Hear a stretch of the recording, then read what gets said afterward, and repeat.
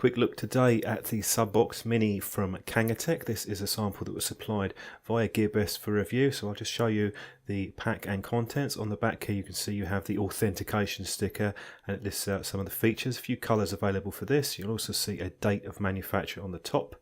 Opening up the box, we have quite a few extra bits of paper in there, some warning guides, etc., which we'll look at in a minute.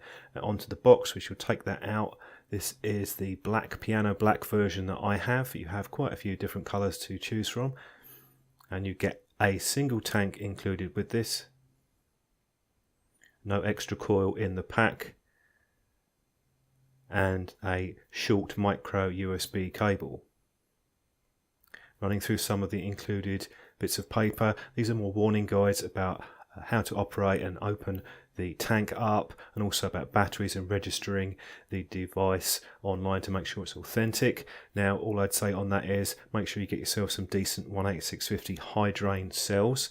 Onto the user manual, quite clear and well laid out. You'll notice this takes the SSOCC coils with 510 thread, which is standard. And the rest of the guide tells you about the head installation and the juice flow as well, because that is a feature of the tank. Now looking at the tank, Mini C, this is an entry-level tank. You do have the flow control there. What you don't have is airflow control. So to open the top, just unscrew and pull it out, and you can remove the Pyrex glass. You can also get replacements for these as well if you break them. You'll notice at the bottom there is quite a thick silicone section. The juice control is done via rotating the tank clockwise.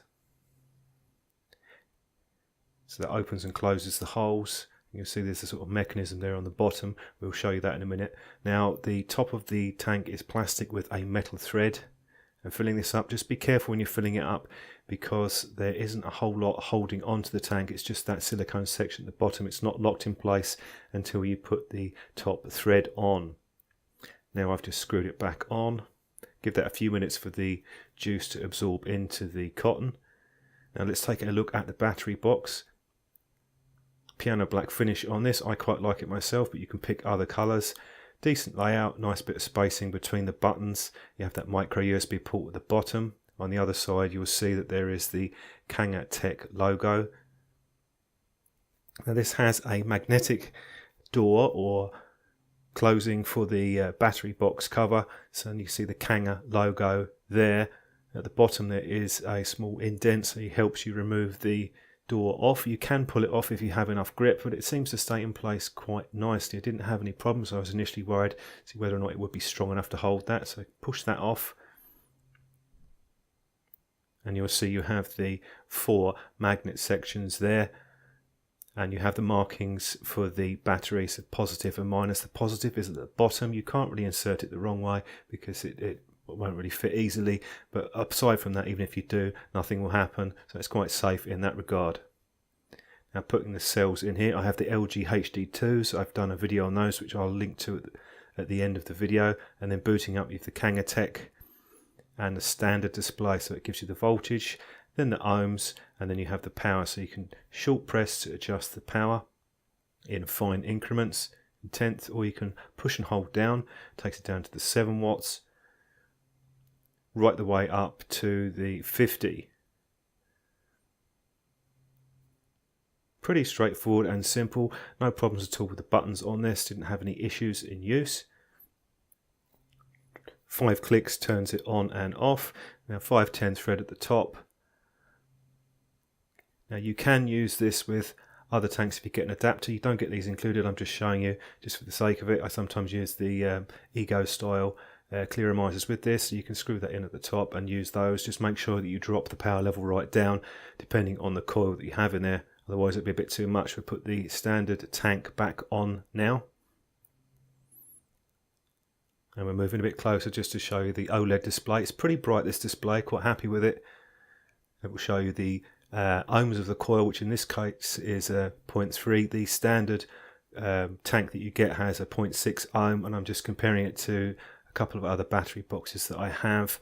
Now This is the Thor Vape. It's a bit more sleek in the styling. It's slightly more contoured, but it has a micro USB at the bottom. And you'll see here that the OLED display isn't anywhere near as bright as the Kanger, so I found it a bit tricky sometimes in sunlight to change that. Compared to the other battery boxes that I have, Kanger's about medium size. It's a little bit taller than some of the other ones that I have, but these ones on the left here, they can't easily be replaced, the batteries on those models. So with the Kanger, that is a major advantage for me particularly, is that you can just take out the battery and put another one in. So the problems with removing batteries and fiddling around with soldering irons, or some of them are soldered in, is gone with this model. Outside, bright sunlight, no problems at all using this in harsh sunlight. Plugging it into charge, that's where I think the USB port, the micro USB, is handy there, because you can have it standing upright. You can also charge and vape at the same time with this, which is not a feature on most of the boxes that I have. 4-level indicator for the battery. I did plug this into my USB tester just to see what the charging speeds in the battery box are, and you get good speeds off of this. They're over an amp, so you don't necessarily have to get yourself a separate charger, unless of course you're a very heavy vaper and use a lot of batteries. That could be handy. Now, to get access to the coil, you need to rotate 3/4 of a turn, of a full turn, anti-clockwise, and then pull it. Just be careful when you do that. If you have a lot of juice or liquid in the tank, make sure it's pointing right the way down. I'm just doing it very quickly now just to show you.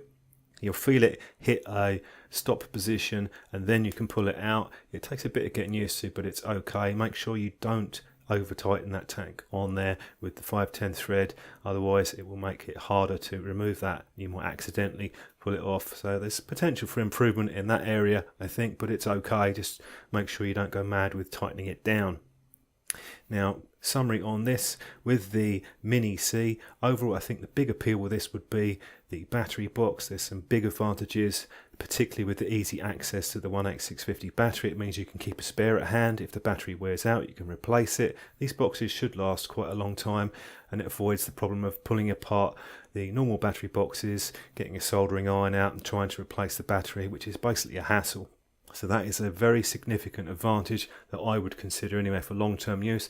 Build quality is also good, and I like the OLED display too, so I'm quite happy with the design of the battery box. The tank could be improved in a few ways that I've listed out, particularly filling it up. You have to be a bit careful. It doesn't have any airflow control, but it's okay for an entry-level tank. You might want to look at something else a bit later on if you are a heavy user.